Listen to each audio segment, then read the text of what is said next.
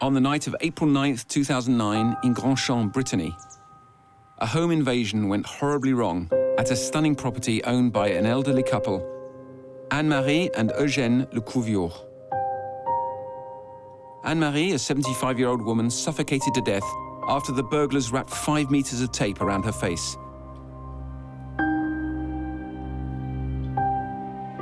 Eugène, her 90-year-old husband, escaped unscathed. Hardly anything was stolen, even though the house contained many valuable objects. 2 days later, one of the burglars was identified by an anonymous caller. Once apprehended, he quickly spilled the beans. He confessed to having been hired to get rid of the lady and make it look like a burglary. Who hired him? One of Le Couviour's daughters-in-law, but he doesn't know her name. The evidence points to Josiane, wife of Jean-Jacques, Eugène Le Couviour's eldest son. On Monday, April 13th, 2009, 3 days after the break-in, Josiane Le Couviour was arrested at her home. She was taken into custody at the Lorient precinct at 5 p.m.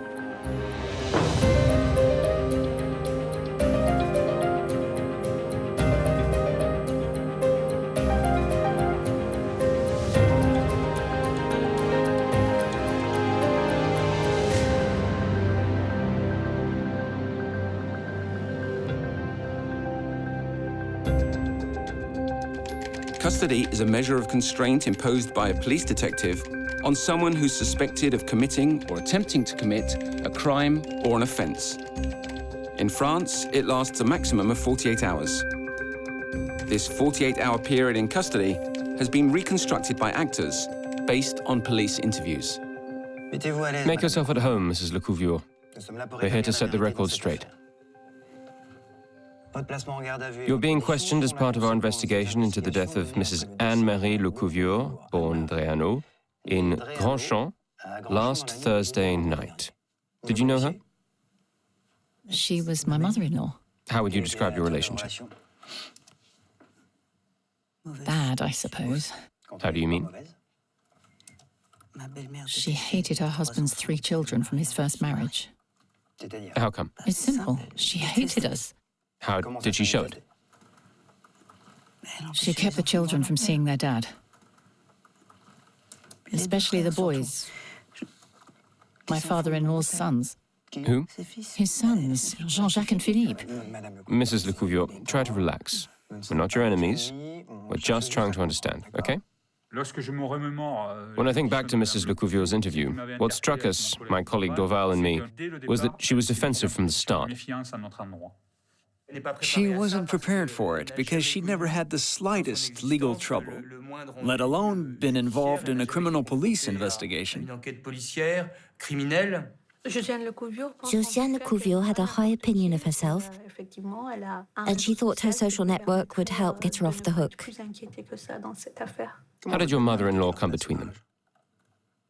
She was always there, preventing the 2 brothers from seeing their dad. Had it always been like that?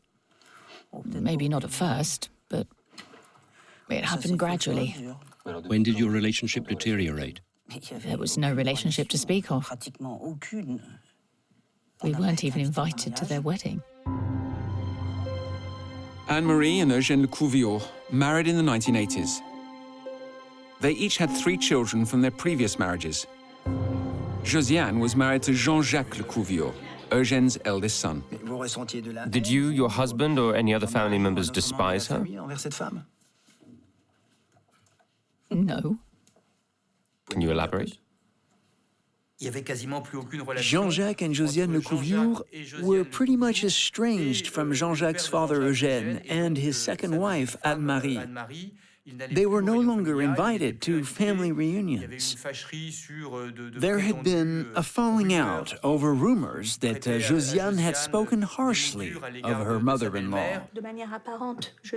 Josiane Le Couviour was openly telling everyone that Anne-Marie Le Couviour was squandering the family fortune. The Le Couviour family is very wealthy, and despite appearances, the issue of inheritance is tearing the blended family apart. Eugène's children have already been given a large share, but they fear that upon their father's death, the bulk of the patriarch's fortune will go to Anne-Marie and her children. My father-in-law was 88 years old, so my husband and his brother wanted to speak to him. Since he was remarrying, they wanted to talk about the future. What do you mean? They wanted to talk about their inheritance. My father-in-law dug his heels in. No one talks about money in this family. I'll ask you again. How did your mother-in-law come between them? She thought it was inappropriate for them to talk about money with their dad. Was your father-in-law being manipulated by her? He's a man, so men are pretty vulnerable when it comes to that. My stepfather didn't value his children, and that's what caused the problems between him and his sons. Children are more likely to blame someone else instead of their own parent. Unfortunately, Mum took all the blame.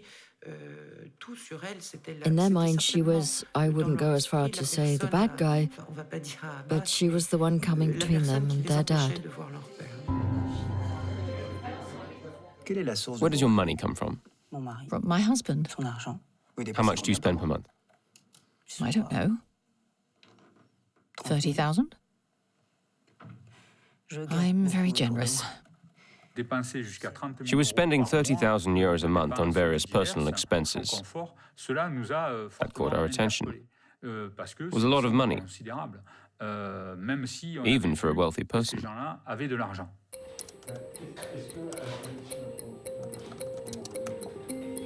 Next door, the burglars, Wenceslas Le Serre and Guénolé Madé, were also in custody. A third man, Loïc Dugue, whom they identified as the middleman, was also being questioned.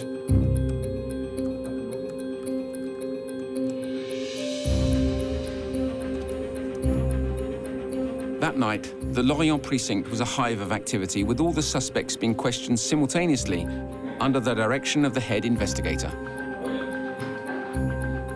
The head investigator's role is quite simple. He has to know everything that's going on with the interviews of all the witnesses and detainees, as well as staying on top of the findings of the various investigations being carried out. Depending on what's being said during the interviews, the head investigator might be able to point out when something doesn't add up, when there are inconsistencies, when the investigators need to dig deeper if they haven't gone far enough. If they learn something new, they might tell their teams about it so they can check it out. That's the head investigator's job.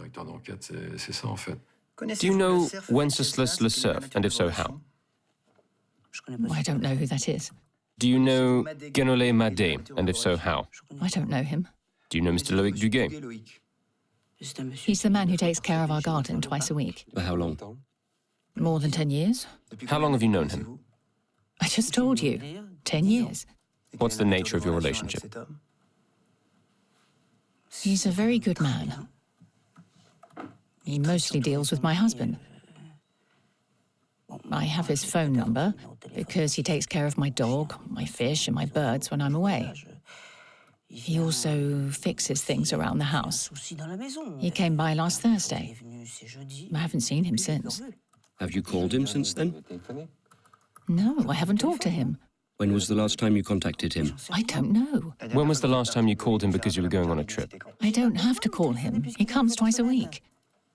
Let's stop for now. Read this and sign at the bottom of the page.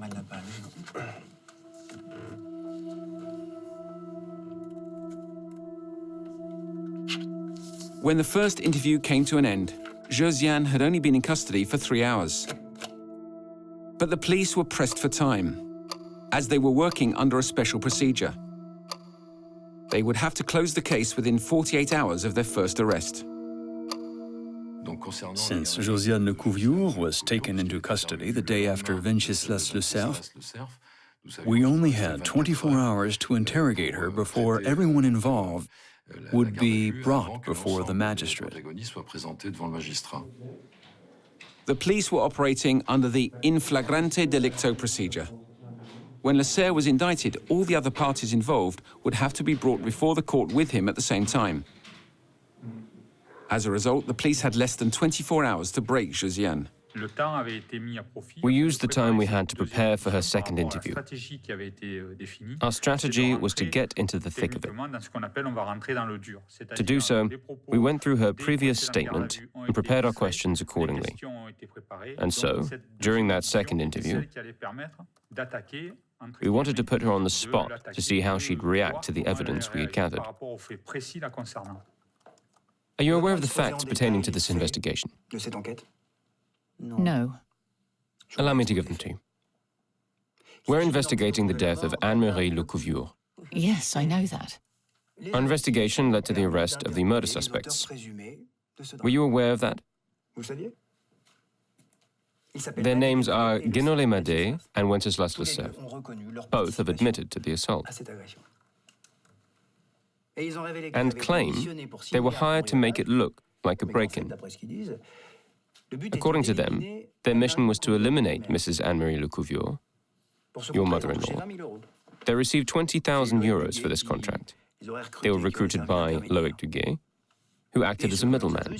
According to their statement, it was the victim's daughter-in-law who ordered the assassination because the deceased was squandering the family fortune. What do you have to say about that? It's absurd and untrue. What's absurd and untrue? What you just said, it's a lie.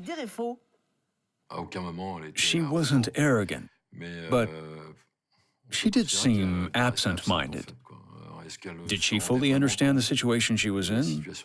I don't know. We also had to consider how unsettling it must have been for her to find herself in police custody.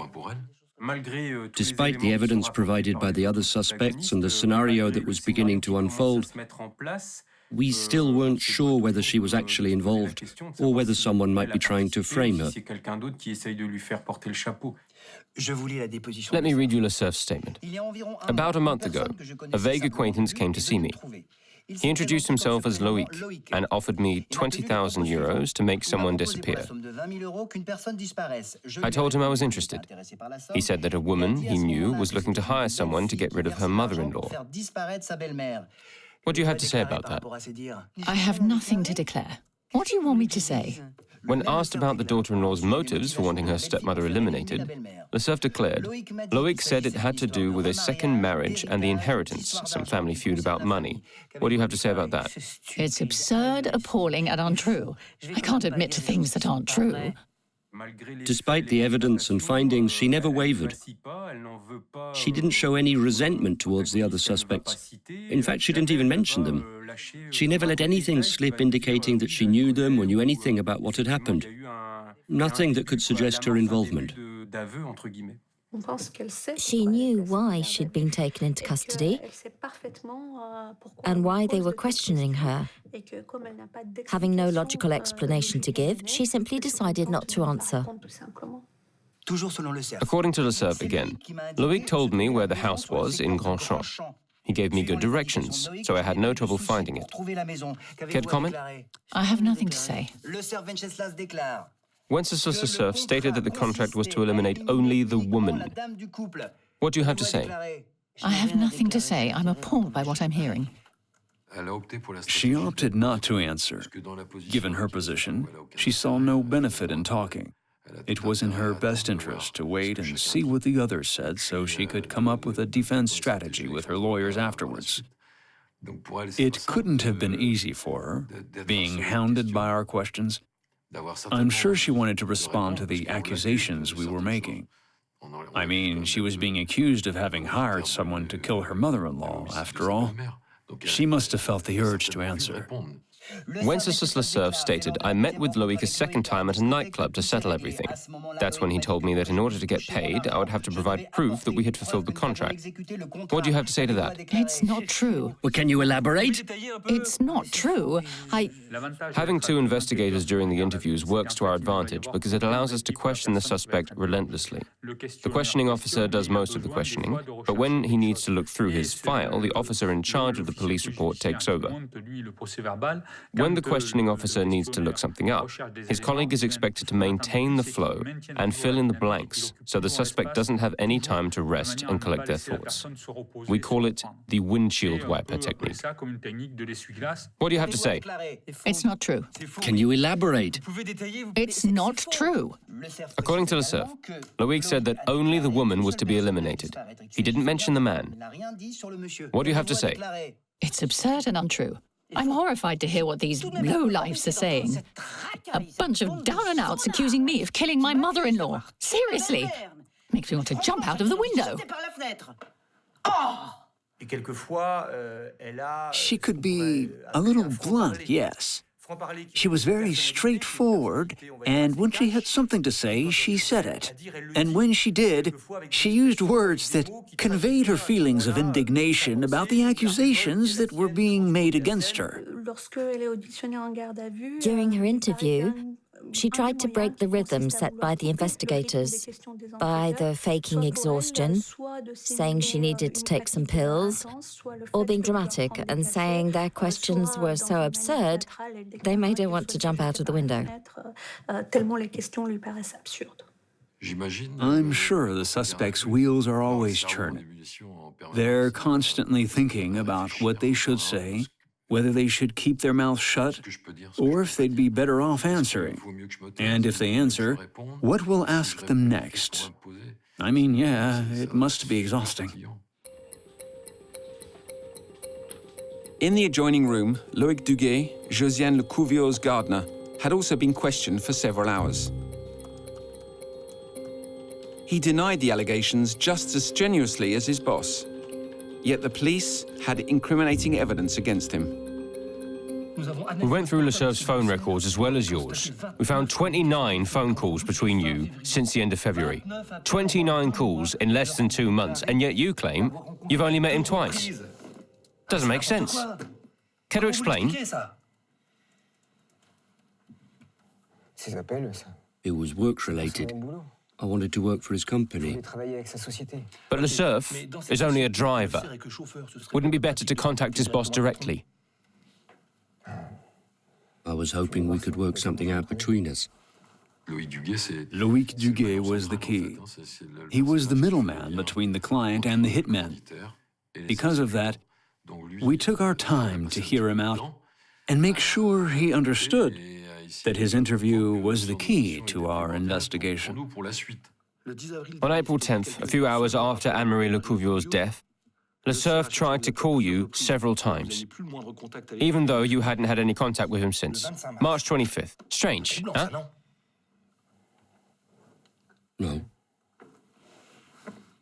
It was about work. Le Cerf says you acted as a go-between. He's full of shit. He had to deny it, because Wenceslas Le Cerf's statement was dragging everyone down with him. And the first thing that came to his mind was to deny it in order to buy himself some time. What bothers you about being the middleman? I don't understand. Just because I know Le Cerf and Madame doesn't mean I was involved. Were you under pressure from the person who organized the murder? Of course not. That's nonsense. It's crazy you'd even think that.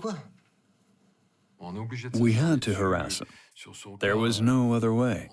We needed him to explain his role in the murder and how he was connected to the others, including Josiane. You had nothing to do with it? No. Let's take a break. We'll put you in a cell where you can rest and think. You look like a decent man to me. But your madame, your boss, took advantage of you. You're trying to protect her. But she'll throw you under the bus. Wake up.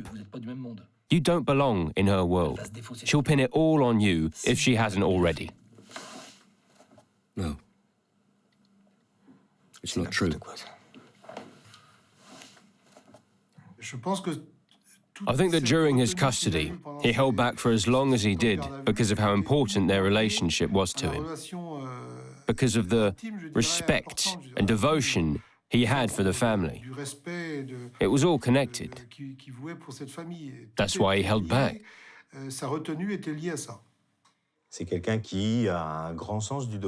He had a very strong sense of duty. His special relationship with his bosses was relevant to this case. Jean-Jacques and Josiane Le Couviour had helped him in the past by lending him 100,000 francs in 1995. It was a lot of money back then. Today it would amount to about 15,000 euros. But at the time, it enabled him to buy a house mortgage-free. He'd always been grateful for that. Even 8 years later, after paying them back, he never forgot their help. During the proceedings, it was very striking how he always referred to them as Monsieur and Madame.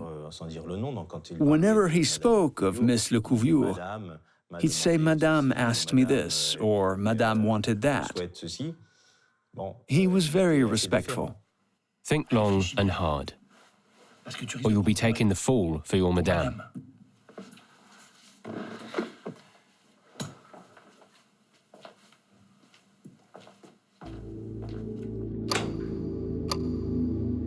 The clock's ticking. Loïc Dugue won't give in. He's put in a cell to give him space to think.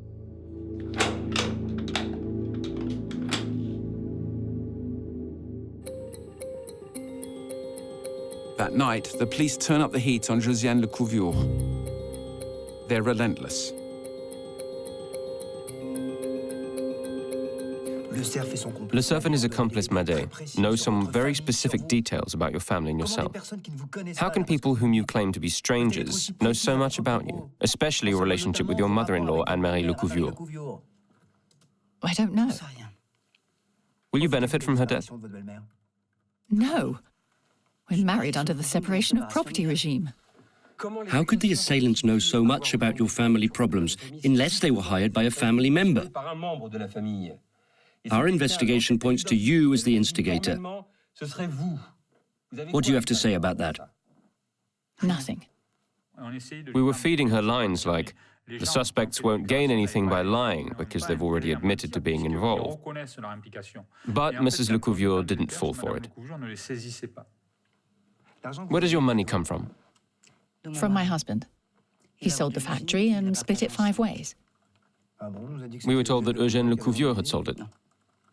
No, my husband did, to an American company. Your father-in-law created it Yes. and made it a success. No. That was my husband and my brother-in-law. Despite Josiane Le Couviour's defensiveness, we could sense that she was very proud to be part of that family. She took great pride in being part of the Le Couviour family.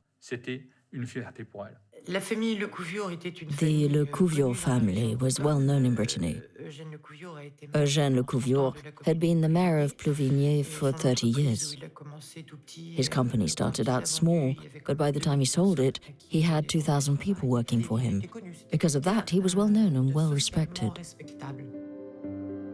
Le Couviour, Europe's #1 hospital bed manufacturer, was brought out in 1991 by Hill-Rom, an American company, for the equivalent of 60 million euros.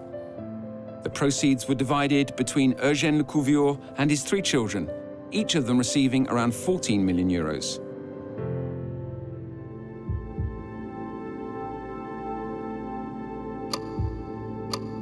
In the middle of the night, as Josiane Le Couviour remains as tight-lipped as ever, the police change tactics.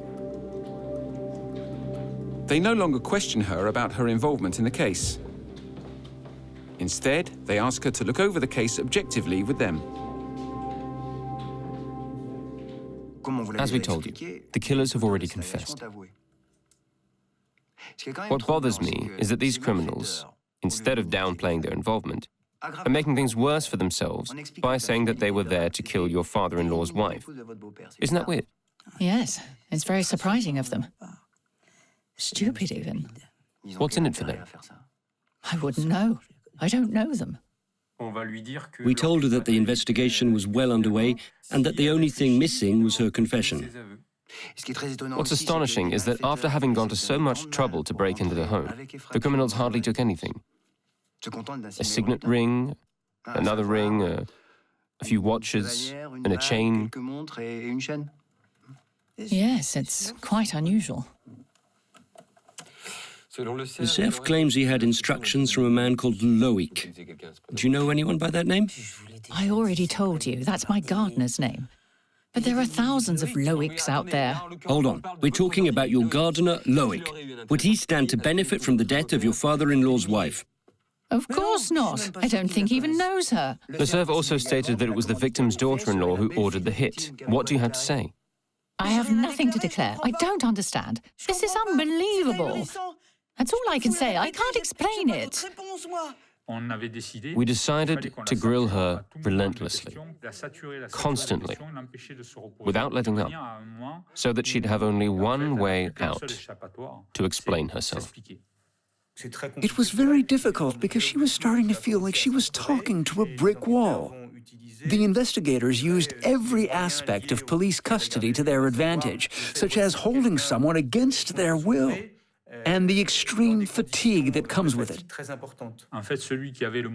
My role was that of the bad cop, because I was the one who kept questioning her, hoping to break her. Le Cerf says that Loïc gave him 20,000 euros once the job was done. Do you really think your gardener had access to that kind of money? Let alone that he'd give it to criminals in exchange for having someone he didn't even know killed to no personal benefit? Of course not. Josiane never accused anyone, neither the people she didn't know, who were directly responsible for Anne-Marie Le Couviour's tragic death, nor Loïc Dugue. Everything in the investigation carried out based on the criminal's confessions points to you, Josiane Le Couviour, as the daughter-in-law behind this contract killing. What do you have to say? I have nothing to declare. You've been repeating the same thing from the beginning. There's nothing I can say to save myself or prove my innocence. I've never killed anyone. I wouldn't hurt a fly. When she said she wouldn't hurt a fly, it was irrelevant to us. Her attitude suggested that she was trying to evade both that question and our whole line of questioning.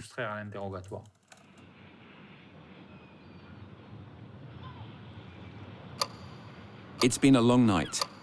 After the fourth interview, despite time running out, the police decide to take a break. They take Josiane Le Couviour to her cell for a few hours of rest. The next morning, on Tuesday, April 14th, 2009, they resume their interrogation, hoping she's realized where her best interests lie. Wenceslas Le Cerf maintains that he doesn't know the Le Couviour daughter-in-law. He claims that Loïc told him he was her gardener and that she lives in Lorient, like you do. I have nothing to say. When asked if Loïc told him anything specific about the contract, Le Cerf replied, Loïc told me that the Le Couviour couple who live in Grandchamp were at their holiday home, I don't know where, and that they would return at the end of March 2009. That's very specific information coming from someone with no ties whatsoever to the Le Couviour family. It had to come from someone close to the family, don't you think? I have nothing to say. I don't know. According to our investigation, you're Eugène Le Couviour's only daughter-in-law, because his other son, Philippe, isn't married. He's divorced. So you're his only daughter-in-law? Yes. By pointing out that she was the only daughter-in-law and that the evidence indicated that the killing had been ordered by the daughter-in-law, who could only be her, I wanted to show her that the noose was tightening around her and that despite her lack of collaboration, she would eventually be charged and brought to justice. All the evidence points to you as the mastermind behind the attack that led to the death of your mother-in-law, Anne-Marie Le Couviour. What do you have to say? That it's not true. Let's stop for now. Okay. Meanwhile, the assistant district attorney comes by the precinct. He meets with Loïc Dugue alone. No official report is recorded. But when the gardener's interview resumes, he's in a very different state of mind. I'm willing to tell you about my role in all of it. Great. So, who asked you to find a hired gun? Mrs. Le Couviour. And her husband? No. She acted alone. Mr. Le Couviour was completely unaware of his wife's request. He spent the night in police custody, and the assistant DA came to tell him he should fess up and tell the truth. But what was the truth? Nobody cared about that. It was a highly unusual visit. There was absolutely no provision for it in the Code of Criminal Procedure. When the magistrate came to see him, he probably realized how serious it was. I mean, when the district attorney asks you to confess, you do it. We have important news for you, Mrs. Le Couviour. In his last statement, Loic Dugue admitted to hiring Le Cerf and Madé for a fee to take out your mother-in-law on your behalf. What do you have to say? No comment. I know I'm being accused. I have nothing to say. Dugue stated everything Le Cerf said is true. Everything Le Cerf said is true. I asked him to eliminate Mrs. Le Couviour in Grandchamp. Our agreement was that he should only go after the missus and not harm Mr. Le Couviour. And when did Mrs. Le Couviour ask you to do this? About 8 months ago. I was alone with Madame. She started telling me about her family problems.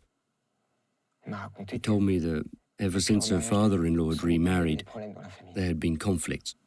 She said it was all because of... According to Dugue that day, you said that your mother-in-law could die in an accident. What do you say to that? I have nothing to declare.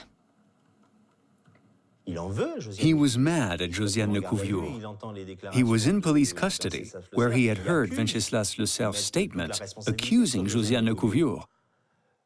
So, at that moment in time, he resented her deeply and didn't have her best interests at heart.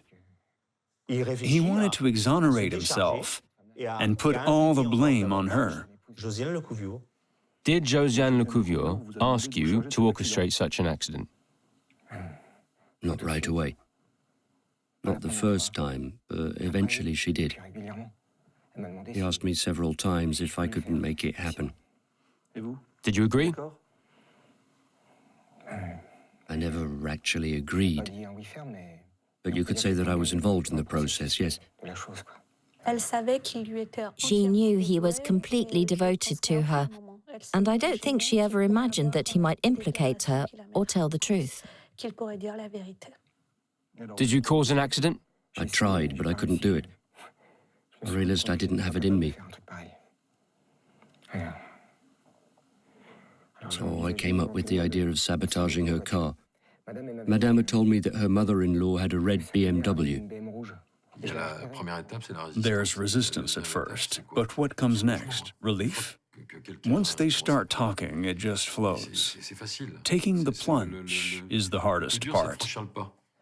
After 3 or 4 attempts, I realized I couldn't do it. It was impossible for me. Dugue said, I ended up suggesting she find someone else to do the dirty work because I knew I couldn't do it. I wasn't interested. What do you have to say? I have nothing to say for now. How did you come up with the idea of hiring someone? It came to me at my brother's housewarming party. Le Cerf was there. He was a bouncer and he liked to brag. I thought he'd be perfect for the job. And you just asked him out of the blue? Pretty much. He was a completely different person. You could see that he was telling the truth. His previous behavior had been totally out of character. So when he started talking, he wasn't making it up. He was simply telling us what had really happened. When someone is panicking and feeling lost, they're not themselves anymore. They stop thinking reasonably. And when they can't think straight, they start talking nonsense. At that point, Loic was raving. I asked him if he'd be capable of killing someone for money. And what did he say? He said, it depends.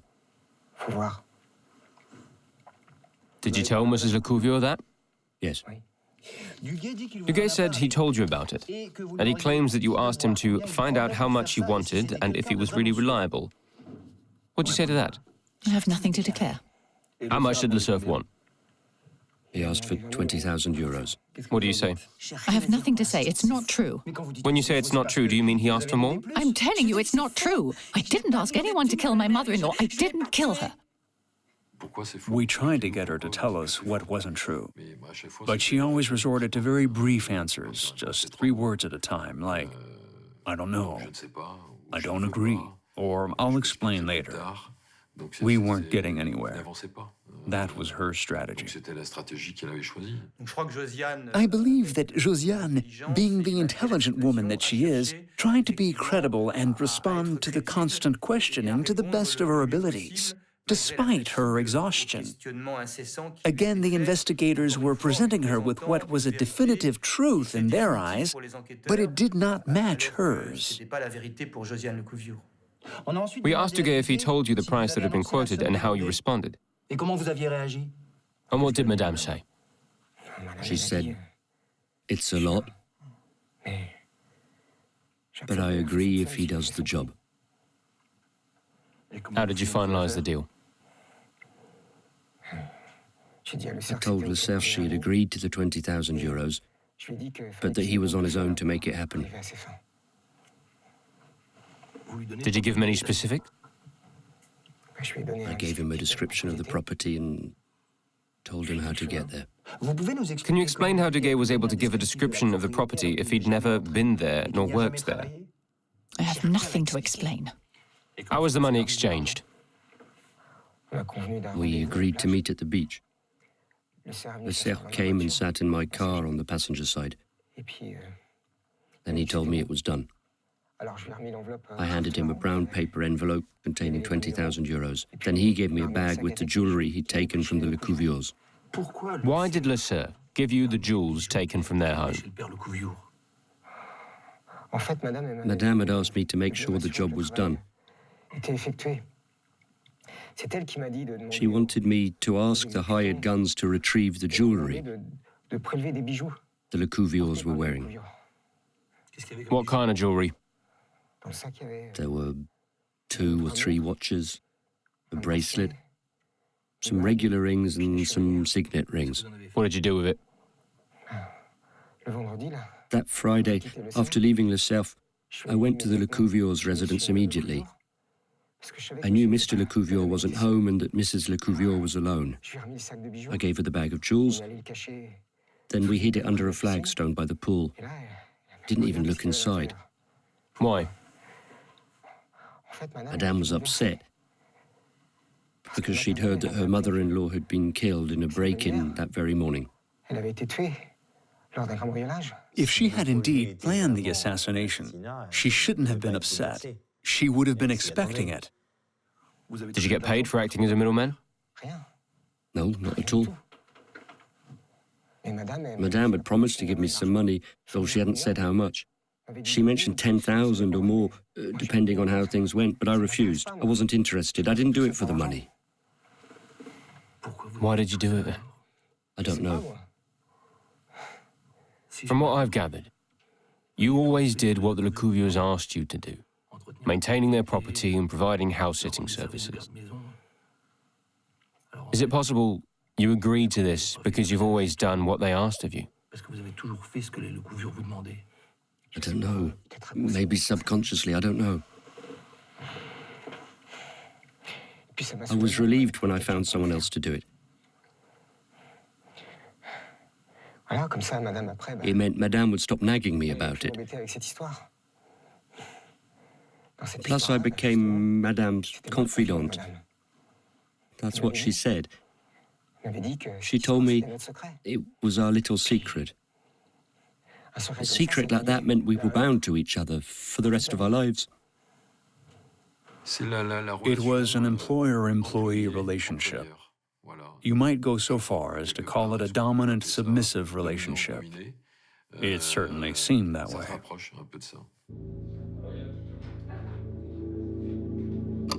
Following Loïc Dugue's confession, a search is carried out at Josiane Le Couviour's residence, in the presence of her husband, Jean-Jacques. Thanks to the information provided by Dugue, the investigators quickly found the jewels they had hidden. The case had come full circle, and there was no doubt about Josiane Le Couviour's involvement, and that she was indeed the mastermind behind it all.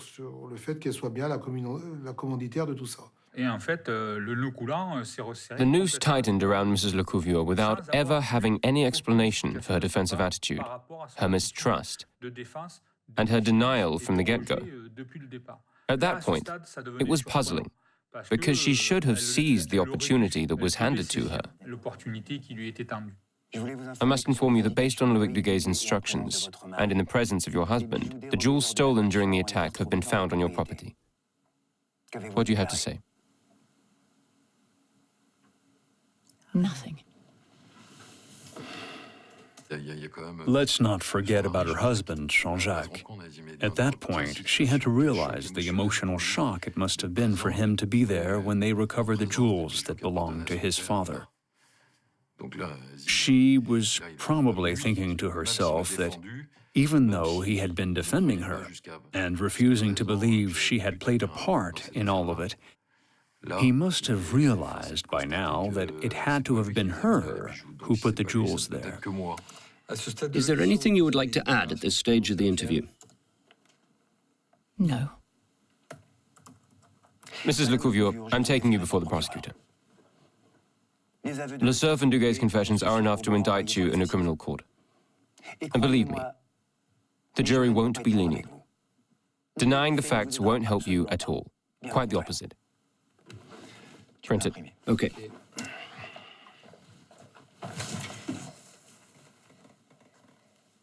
I'll tell you everything.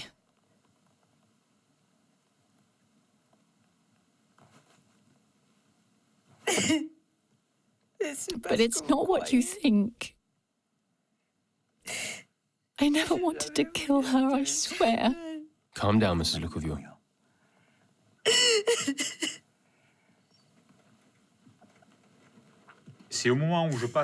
As I walked past her chair, in response to what I'd just told her, she grabbed my hand with both hands, started crying, collapsed in her armchair, and said, "I hired someone to break in. I didn't want to kill her." I told her she'd better explain herself. Are you ready to tell us your version of the story? Yes. In that case, we have to do it properly. Let's resume your interview. As professionals, we had to put aside our surprise and take charge immediately, because we had less than an hour left to conduct this last interview, since she was finally ready to talk. We also had to prepare our notes and defer Mrs. Le Couviour to the public prosecutor. So, yes, we were surprised, but our professionalism took over in order to take charge of the situation.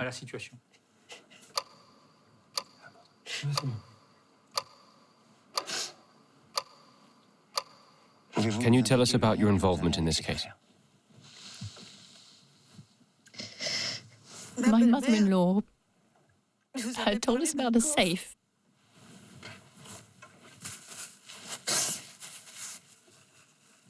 In her bedroom.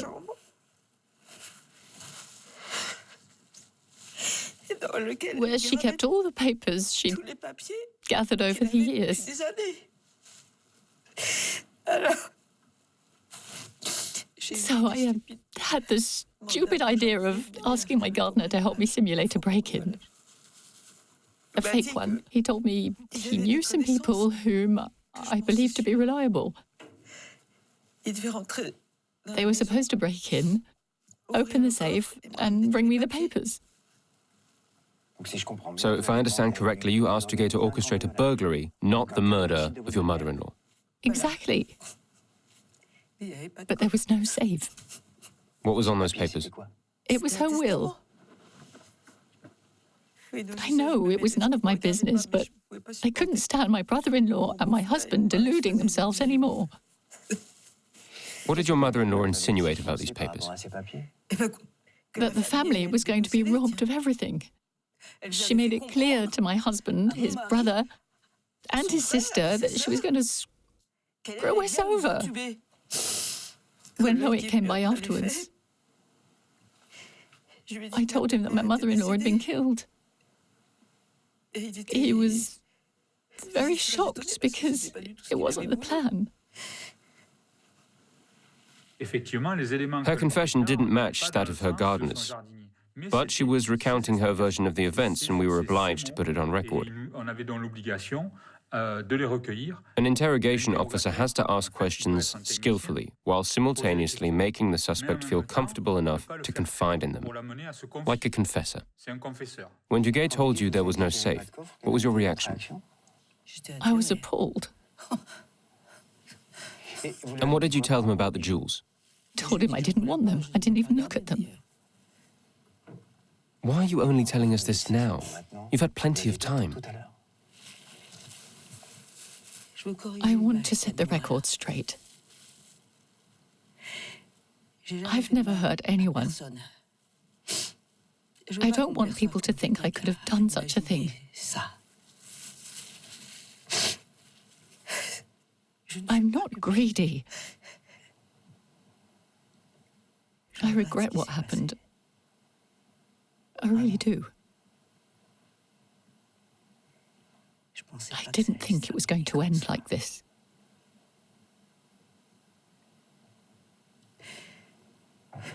I feel better now that I talked. So much better. But why didn't you talk before? I was afraid.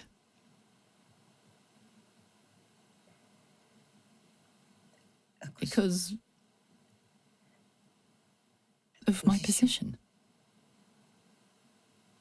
At that point of the interview, it would have been very helpful to get a 24-hour extension of her custody, since she had finally started to collaborate.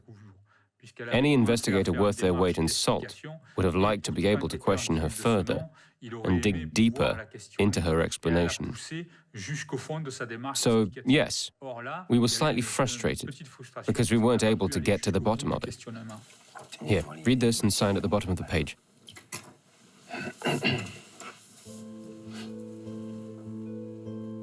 The period of custody ends with the statutory time limit. 3 of the 4 accused parties have confessed to a murder disguised as a burglary. The 4th suspect, Eugène Le Couviour, confesses solely to having ordered the theft of documents.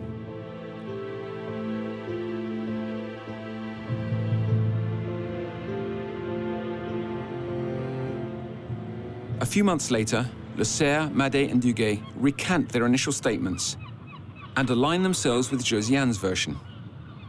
They declare that no one had ever planned to murder Anne-Marie Le Couviour. 3 years later, on May 22, 2012, the trial of Josiane Le Couviour, Loïc Dugue, Wenceslas Le Serre and Guénolé Madé began at the Morbihan Criminal Court. The trial had to determine whether this was a murder or a mere burglary gone wrong. On June 2nd, after 15 days of trial and 7 hours of deliberation, a verdict was finally reached. On the charges of murder and accessory to murder, the jury found Josie not guilty. She gave me her hand as the verdict was announced, and at that point, for a few seconds at least, we were in the clear. Her sentence was going to be, shall we say, acceptable, around 10 years imprisonment. But the actual sentence was much worse, because the final ruling was 15 years in prison. It seemed totally disproportionate at the time, considering Josiane's character. As everyone knew, she had a spotless record and was in no way a threat to society. Loïc Dugue was sentenced to 8 years, Wenceslas Le Serre 18 years, and Guénolé Madé 15 years. Our lawyers said to us, "You'll see after the trial you'll be able to turn over a new leaf and get closure." But it wasn't true.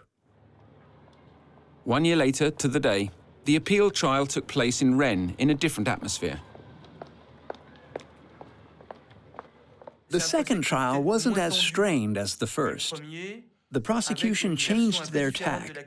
They decided to target Jean-Jacques and Philippe Le Couviour, even though they were never accused, nor had they been taken into custody.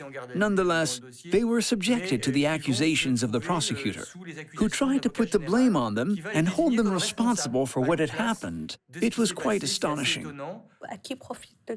Who benefited from the crime? Philippe, Jean-Jacques, and Catherine Le Couviour. So during Josiane Le Couviour's appeal trial, the prosecution, represented by the public prosecutor, zeroed in on the brothers Philippe and Jean-Jacques. They told them that none of this would have happened without them, and that they were despicable. The prison terms were increased, 16 years instead of 15 in Josiane Le Couviour's case, and 9 years instead of 8 in Loïc Dugue's. Once again, the homicide was not recognized. We were satisfied with the sentences because they matched the ones for the convicted murderers. But the homicide charge was not recognized, and we believe that Mum was murdered.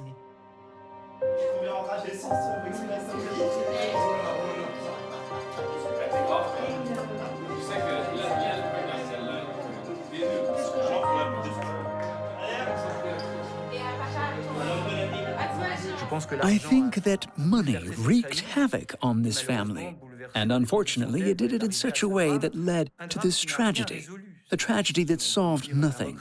It only made things worse, because today Josiane is in prison. Jean-Jacques and Philippe have not reconciled with their dad, and they're constantly fighting with their sister. After all of this, Anne-Marie is dead. Josiane is having a very hard time with being in prison and coming to terms with what happened, and nothing has changed.